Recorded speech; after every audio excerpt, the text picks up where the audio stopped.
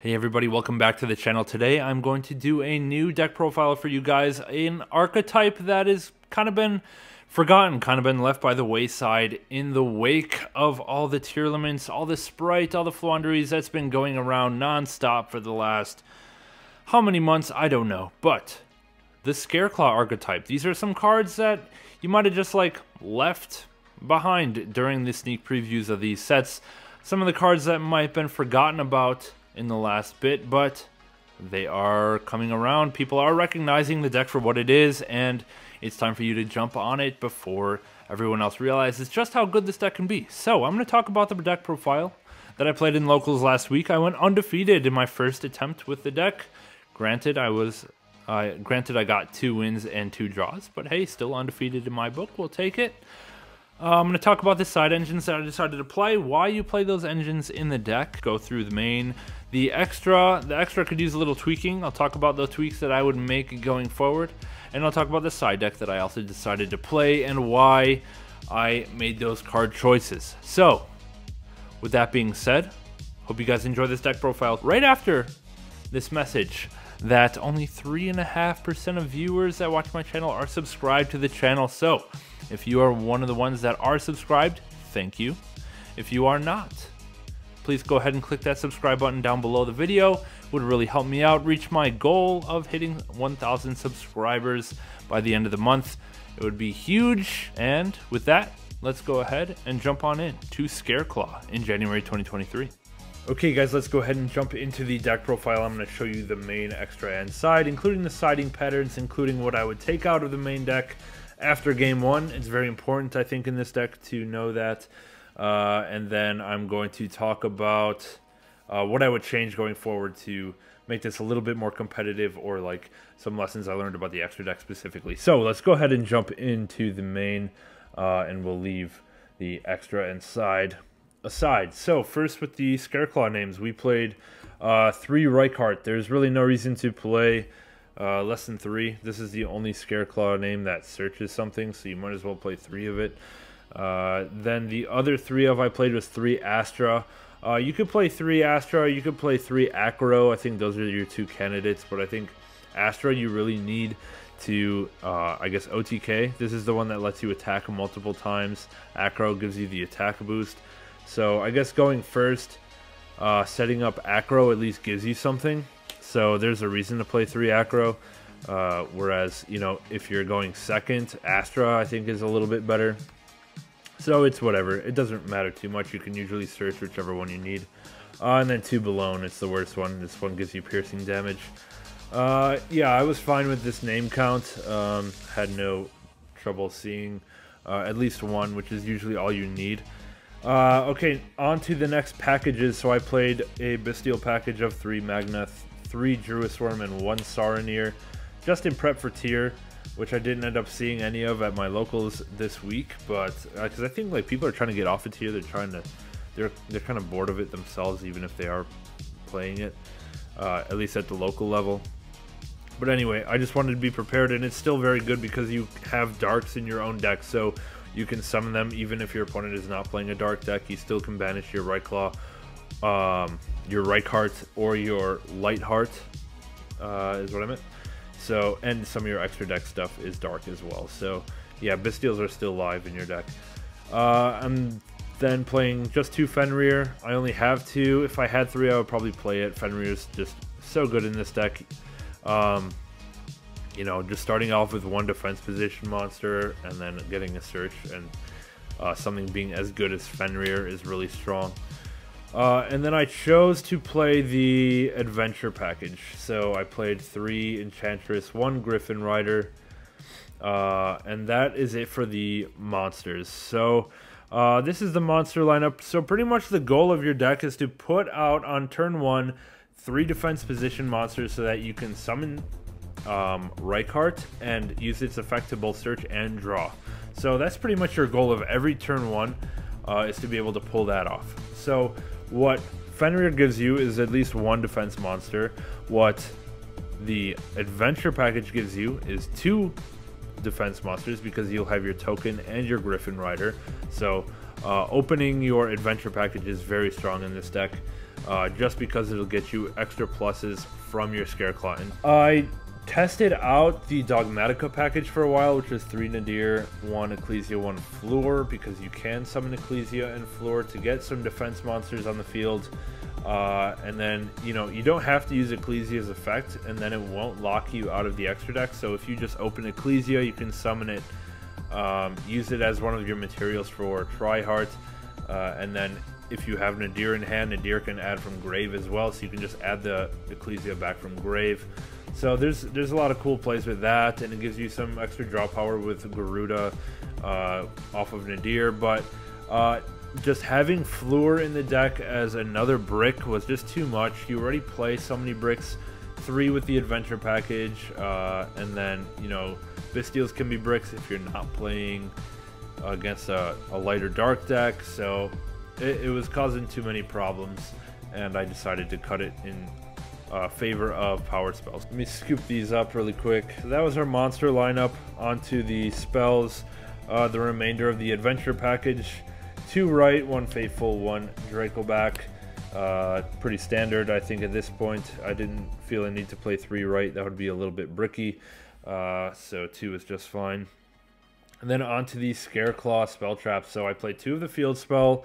It's an incredible card, but it's searchable by the link 1. So you only need to play 2. If you open more than 1, it's a brick, because you can only activate 1 per turn. So yeah, I think 2 is fine, because a link 1 gets you it, so any Scareclaw name gets you that. So it's very easy to access twice.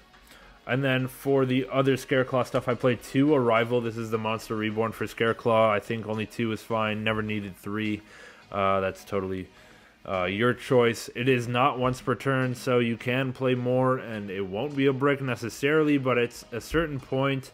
Just having more monsters on the field is not going to progress your end board any. You're still going to try to end on Lightheart or Tryhard plus, I don't know, other engine negates, not other Scareclaw negates. So just having more Scareclaw name access was not really necessary. And then for the Scareclaw trap, I only played Twin Saw. I did not play Splash. So I think playing both traps is a mistake in this deck. I think Twin Saw is by far the better trap. This one is it's like Icarus Attack, you know, tribute 1 Scareclaw and pop 2 monsters, or pop 2 cards.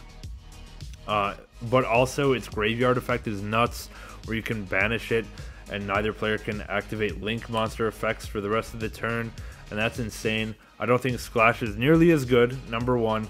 Number 2 is, if you're going second, the trap cards are bricks anyway. So I want to minimize the bricks by just playing the best one. And then if you're going first, you can only search 1 of the 2. So you might as well just play 1 and have the rest of your hand be less chance of being brick, and just search the one you need as part of your combo. So yeah, I think just the 1 Twin Saw, personally, I think is the correct way to go. And then the rest of the generic stuff is just 3 Imperm, 3 copies of Talents, and 2 copies of Forbidden Droplets. So yeah, this rounds out the deck. I'm pretty sure it was 40. You'll notice that I do not play any hand traps, besides the Bystials, of course, because I think just having all of these really strong engines can just power through most interruptions, with the exception of playing against here, where you do need your Bystials, so it's worth playing the Bystials. Plus Bystials are also kind of combo pieces for your deck, because you can summon them out in defense mode. It'll add to your defense monster count, and it just really furthers your engine. But besides that, other hand traps do not contribute to the number of defense monsters on the field, generally, and I don't think they were worth playing in the main deck, but I'll show you the side, which has a lot of hand traps, and we'll talk about that. Yeah, so here's the main. I don't know if I would change anything about it. I might try the Dogmatica package again with the Nadir and Ecclesia and Floor. I'm not really sure, but we'll think about it. We're gonna test it more going forward. And if I pick up a third Unicorn, I mean a third Fenrir, I might try that as well. I also picked up some Bystial Lubellions. I might go for a fuller Bystial package with, you know, branded regained and stuff. I'm gonna give that a go. Okay, on to the extra deck. So the Scareclaw names, just for this particular tournament, I played 3 Lightheart. I don't think 3 is needed. I think 2 is fine, but sometimes 1 gets negated, so you still want to search for 2 field spells. And you just have space. Like, honestly, you don't make very many things in this extra deck, so, you know, I had a spot for it. Maybe I would play against Kashtira and a Unicorn would banish 1, so I think just having 3 is fine. Really no harm in that. And then I played 2 Tryhards. I think 2 is all you're ever gonna make, really, realistically. Yeah. Alright, and then everything else is generic. I played 1 copy of Link Spider in case I needed to link off the adventure token, because Tryhard requires effect monsters, so you could link off the token to Link Spider to get 1 more effect monster name to make Tryhard in case of emergency, or like if you use Griffin on a hand trap mid combo, then your token is kind of useless, I guess, so you might as well use it as a Tryhard combo, or a Tryhard material.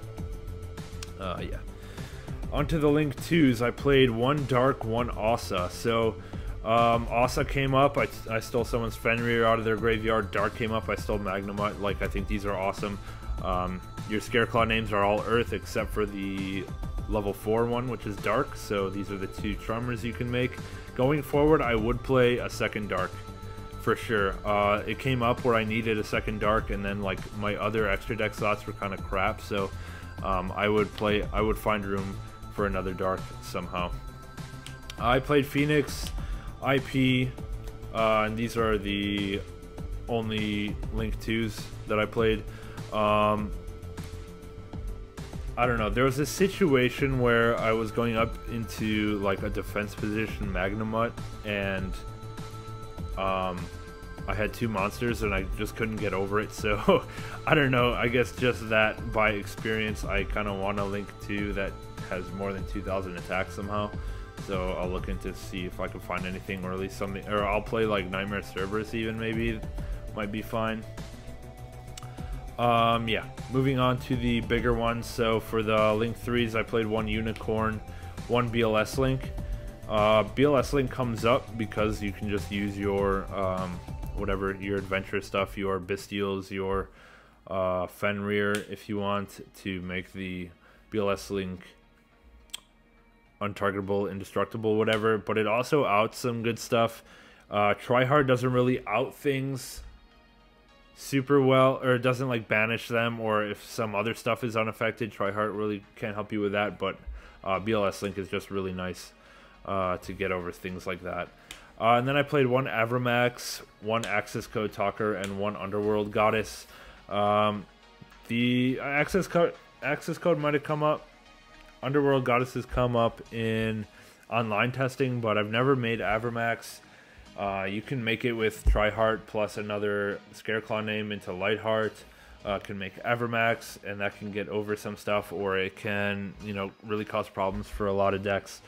They don't have Avramax outs, but yeah, it's just an idea. But I think going forward, I would cut maybe Avramax for another Dark, or a Lightheart for another Dark, because Dark, having that second Dark, in that situation I was talking about going into the Magnemite, I could have darked back a different Bystial of my opponents, and then, you know, had a shot. But yeah, I had already used my Dark that game, so I think a second Dark would be good and would come up, especially because I have the space. Yeah, that's the extra deck. Onto the side. Okay, so the side deck was mostly hand traps. So I played the Gamma package. This was for Floowandereeze if I was to go second, or even Spright maybe if I was to go second. And then I played 2 each of Bell and Ash. This is just kind of generic stuff if I was going up against stuff that the Bystials were not good against. For example, different attribute stuff, I could side into these and they're just generically good.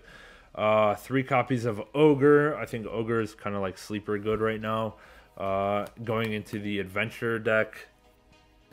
I played against Adventure ABC, so Ogre came up there. Ogre came up, I think, in one of the other matches as well. But yeah, I like Ogre in the side. It's pretty nice.